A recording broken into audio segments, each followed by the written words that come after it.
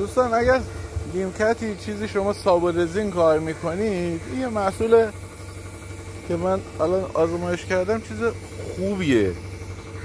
این آریا شیمی رزین 801 تک جزئیه و احتمالا مثل همون اپوکسی عمل میکنه. حالا روش که نوشته نفوذگر سیلیکونی و این داستانا هرچی که هست، بیسش دقیق چیه من نمیدونم شیمیاییشو، ولی هم مصرف خیلی کمی داره، هم سریع خشک میشه و تک جزئی هم که هست خودش یه مزیت کاملا هم آبگریزه.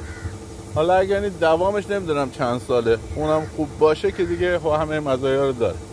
ولی با این وجود اگر شما کلا هر رزینی که میزنی، یه چیزی من بگم بهتون، همون مقدار رزینی که میخوای بزنی حداقل تو 2 بار بزنی. یعنی یه بار خیلی نازک بزنید و این 5 دقیقه 10 دقیقه دیگه خشکه، ولی بذارید به هر حال مثلا 1 ساعت 2 ساعت 3 ساعت هرچی بگذره.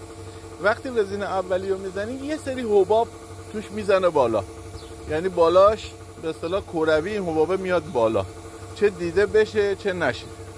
بعد اونو باید یه سنباده خیلی نرم و یک بار روشو بزنید، فقط در حدی که از روش بگذرونی اون حبابه رو میشکنه و بعد حالا روش یه لایه رزین دیگر رو بزنید، این کاملا سطح خیلی صافتری رو خواهد داشت و یک جلای بهتری خواهد داشت.